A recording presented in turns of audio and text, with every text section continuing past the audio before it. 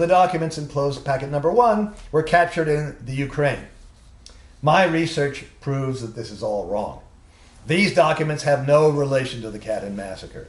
Naturally, because the massacre did not take place in April-May 1940, as the anti-communist and official version states, but in the late summer or fall of 1941, after the German invasion of the Soviet Union that began on June 22nd, 1941. That reminds me, let me just give you an example of how firmly fixed this notion of Soviet guilt at Katyn is. Okay? So, I wrote this book, and I have the manuscript, and I want to get a Library of Congress number. All right? Those of you who know libraries know that the Library of Congress number is the way that most libraries these days are organized. Okay? And they have descriptors, Library of Congress subject headings that go along with the number, right? So, the Library of Congress subject headings, there's a lot of them, but they're fixed. You can't change them, okay? The Library of Congress has established them. They're used for cataloging purposes, right? So, the first subject heading here is Katyn Massacre, Katyn, Russia, 1940. That's a Library of Congress subject heading. My research shows that it didn't happen in 1940, right? That's the Soviets did it version. That it actually must have happened in 1941 when the Germans did it. So I talked to my she's not mine, she's the cataloging librarian at my university. A good friend of mine, a union activist, a very fair-minded person, Mei Ling Chow. I said, Mei Ling, I need a new Library of Congress subject heading. It says 1940 and that's not right. And she looked into it, she said, I'm sorry. This is the Library of Congress subject heading. It can't be changed. Okay? The Library of Congress subject heading says Katyn took place in 1940. You've got to list it under Katyn Massacre 1940, even though it took place in 1941. Okay? That's how firmly established the idea that the Soviets did it has been fixed. Okay? That it's built into the Library of Congress as cataloging system, right? And so I had to put it in. Just so you know, you can read all the analysis of the primary and secondary documents in my book. Obviously, I can't go over all that in the talk. And you should. Why should you? Okay, Furr is saying everybody should read my book. Oh, come on, man. What do you mean we should read your book? We've got other things to do. All right, here's why you should. Here's why you should. This is the most interesting, the fun part of any mystery story. How does the detective, Sherlock Furr, okay, how does the detective solve the mystery? What evidence does he examine? How does he examine it? How does he arrive at a hypothesis, a chain of reasoning that will make a logical and accurate pattern out of the evidence? This is why we read these detective stories, right? Agatha Christie, Sherlock Holmes, all that stuff, right? That's the interesting thing. That's why you should read it. How does he decide what evidence not to use? Remember in the Sherlock Holmes short story Silver Blaze, the dog that didn't bark, right? What happened to the dog in the nighttime? The dog did nothing in the nighttime. That was the curious incident, right? There's stuff like that in this mystery too, okay? Evidence not to use. What materials that, while appearing to be evidence, are really noise, irrelevant, serving only to confuse and misdirect the detective until he discards it and leaves only the real evidence. Solving the mystery of the Katyn Massacre was a challenge. I had to find some rare sources in 3 foreign languages and study them closely, actually 4. Solving the case was very gratifying. When I set out on this quest to do this research, I did not know whether I'd be able to definitively solve the mystery or not.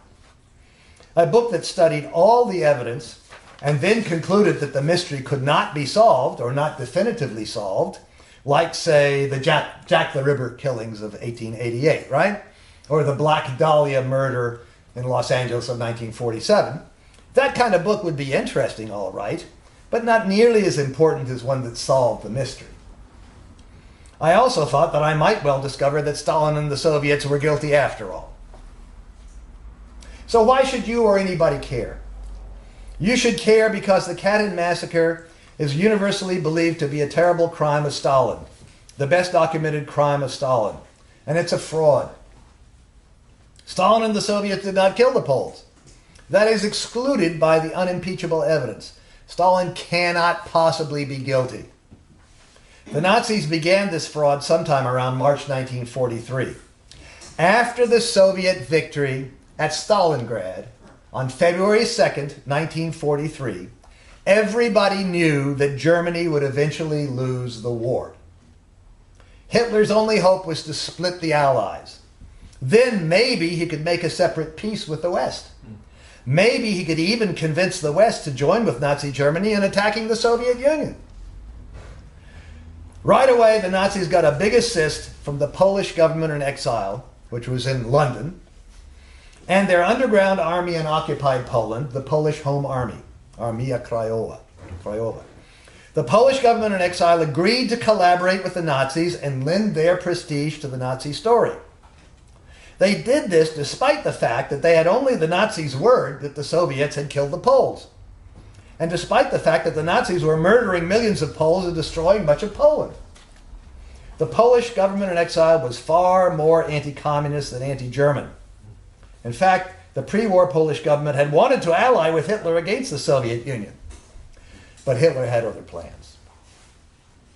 Since the Cold War began in the 1940s, all anti-communist forces have insisted that the Soviets were guilty at Katyn.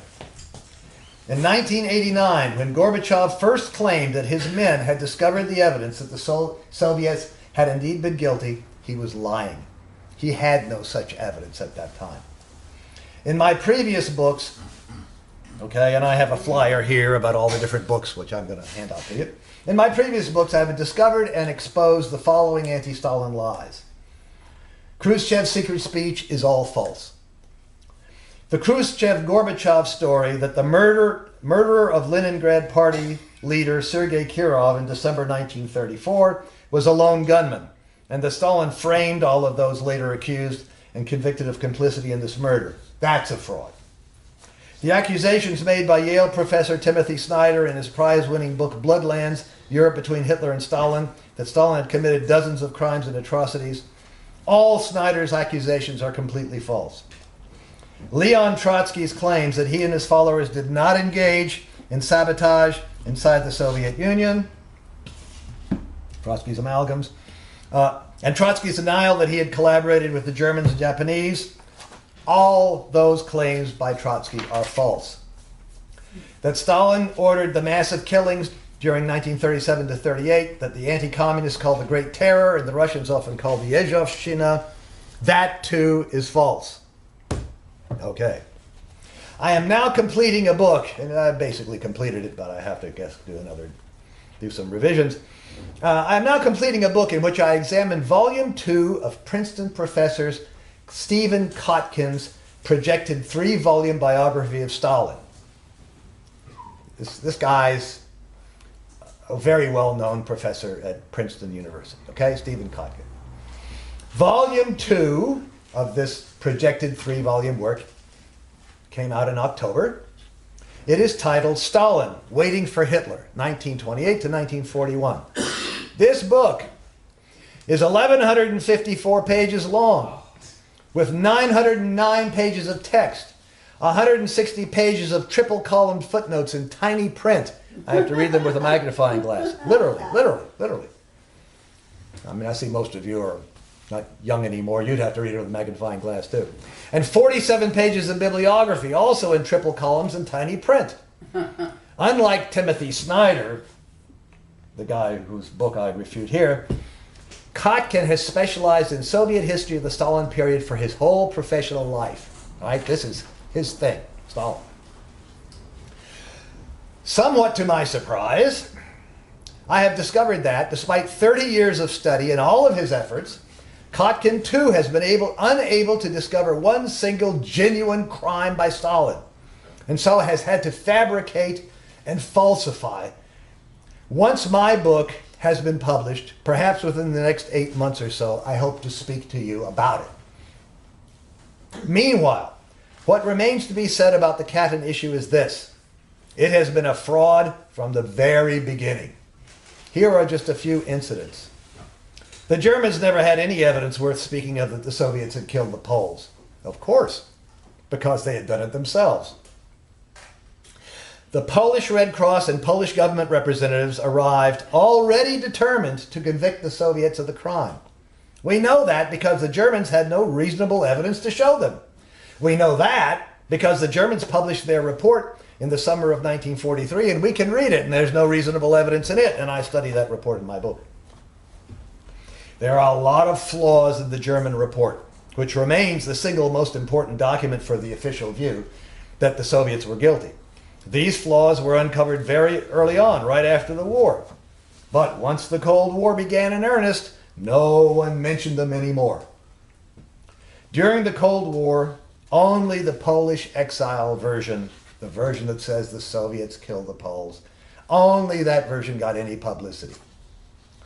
Once Khrushchev attacked Stalin in 1956, the Soviets, under Khrushchev and after him, did very little to counter the Nazi Polish version, which was now the official anti-communist Cold War version. As I mentioned, Khrushchev was contemplating a campaign to frame Stalin for Katyn, but did not go through with it. Therefore, it is quite possible that Gorbachev and his men actually believed that Stalin had had the Polish POWs murdered. Gorbachev is not a bright guy. Why did Gorbachev decide to frame Stalin for Katyn? He thought this would improve relations with Poland, which by the late 1980s had become increasingly hostile to the Soviet Union. But Gorbachev and his associates probably believed it too, even though they had no evidence. Eventually, the Gorbachev regime organized a forgery team to create documents to frame Stalin and the Politburo. These documents were immediately accepted at face value as proof positive of Stalin's guilt. This is closed packet number 1. But already in 1995, a book had appeared titled The Katyn Mystery, in Russian, Katynsky Detektiv. A book that strung together a number of arguments, some good and some not so good, to try to prove that the Soviets could not have killed the Poles. Now the fat was in the fire. This caused an uproar and attracted a lot of attention to the Katyn issue. 2 websites were eventually created, one anti-Soviet and one pro-Soviet, although the latter site did reprint some anti-Soviet materials too. More books appeared, especially more books arguing that Stalin and the Soviets did not do it. These have been virtually ignored outside Russia, and even inside Russia, they've received little notice. None has been translated. I have studied all of them very carefully. In 2010, Viktor Ilyukhin, a member of the Russian Duma, which is their parliament, from the Communist Party of the Russian Federation, claimed that a man had come to him claiming to be one of the forgery team hired to forge closed packet number 1. Ilyukhin produced some very convincing materials that this man had given to him. Photographs of these materials are available on the web. Naturally, proponents of the official version claimed that these were the forgeries and that closed packet number 1 documents are genuine. That's how things stood until when, between 2010 and 2012, a Polish-Ukrainian archaeology team at work on a mass grave in Volodymyr Volynski, Ukraine, under the assumption that the corpses there had been victims of the Soviet NKVD, found 2 Polish policemen's badges. This is a reproduction of one of them. Okay? The holders of these badges were identified as men who, according to the official version of Katyn, were supposed to have been killed in Tver, Russia, 700 miles away in April and May 1940. So here what we have on the cover is, this is the memorial plaque at the Polish cemetery in Tver, Russia, formerly Kalinin, right? Where 6,200 and something Polish officers killed by the Soviets are supposed to be buried, supposedly. They haven't found the bodies, but that's the story. So every one of those guys has a plaque. This is the plaque of Private Constable Joseph Kuligowski. It's a Tver, Russia. And this is one side of a two-sided badge of his that was found at Volodymyr Volynski, Ukraine, buried in a German mass murder site of 1941. Okay? So that's what gives this excavation at Volodymyr Volynski makes it important. Okay? This is where my 2013 article picked up the story. That article led to this book project, to see whether in fact the official version, the Soviets are guilty version, really was kaput. After all, except for a very small number of Russians, the whole world claims that the Soviets murdered these 14,000 to 22,000 Poles. And that effort led to this book that I introduce and recommend to you today. So what should you do? Read it, of course. Read it until you yourselves are convinced that the Soviets did not commit the Katyn Massacre. Then publicize it. There are Katyn monuments, Katyn Massacre monuments in several places in the United States. There's a big one in Jersey City, New Jersey. There's one in Los Angeles. I'm not sure exactly where, but some people in Los Angeles told me that there's a monument someplace in some park in Los Angeles. I don't know of one in this area, but there's a Polish consulate at 745 Market Street in San Francisco. You could prepare a leaflet about how the story that the Soviets killed the Polish POWs is a lie, and then picket the Polish consulate and hand out the leaflet. Hey, you can certainly write letters to your local newspapers, especially as April 13th, Katyn Memorial Day, approaches. That was the day in 1943 that the Germans started to claim that the Soviets had done it, right? So that is now a holiday in Poland, right? And all over the world, that's Katyn Memorial Day, right? As that date approaches, you could write letters to your local newspapers. See my article on my webpage entitled Katyn Memorial Day, April 13th, is an anti-communist fraud. That's on my webpage, which you can find by Googling. In the real world, the Red Army did not murder the Poles. They liberated the Poles. It was the anti-communist Armia Krajowa, the home army, that murdered Poles. Thousands of communist and Jewish citizens of Poland. These criminals are now honored in Poland, while all the communist parties and even communist symbols are outlawed. It's against the law in Poland to carry a symbol of the hammer and sickle, for example. Against the law.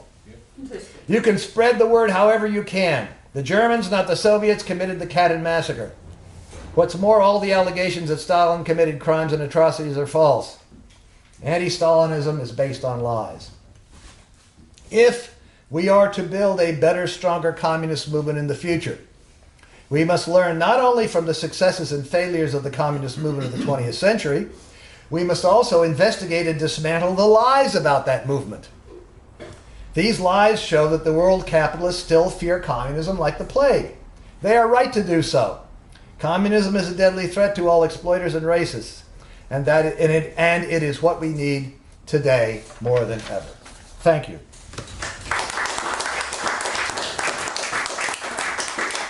So let me just, before we go any further, I have most of the books that I've written here. I have flyers on, for those of you who aren't going to buy the book today, can't or don't want to, whatever, I have a flyer on the Katyn book.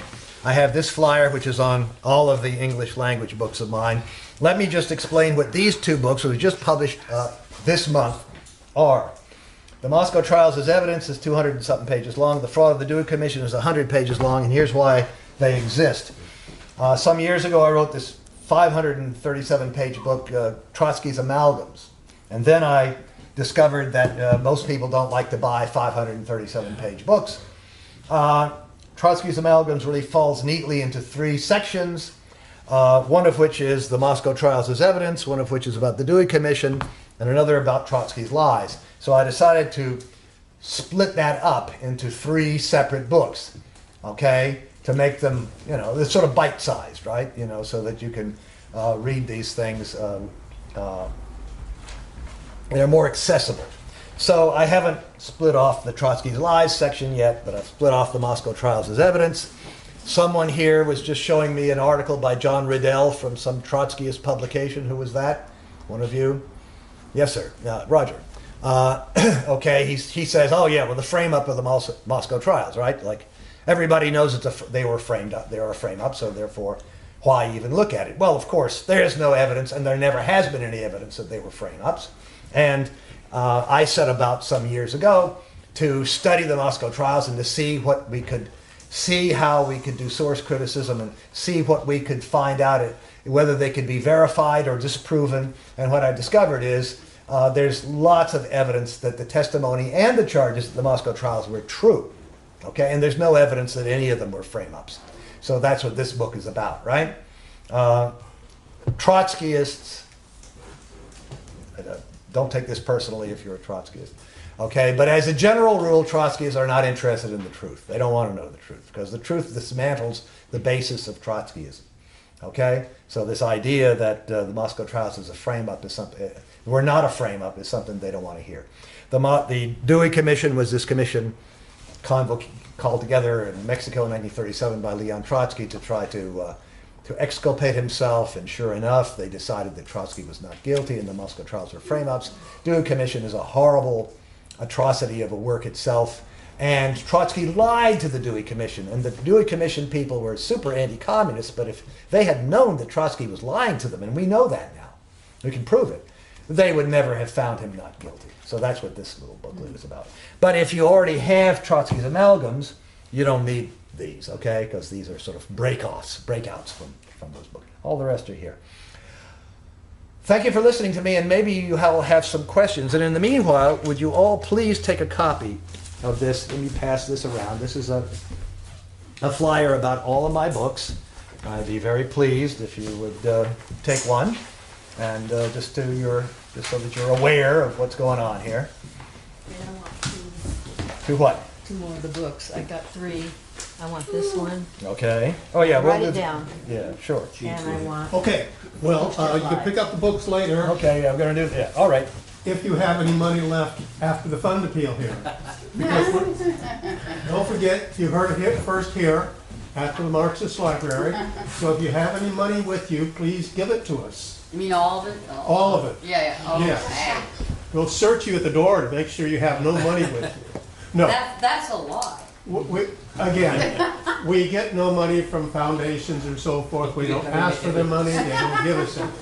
We prefer to rely on you because we're a working class organization and we rely on the working class. So we prefer to depend on your very generous donations, and they have been generous because we all love Grover and his work so much that we really appreciate this. I would like to donate $100 to the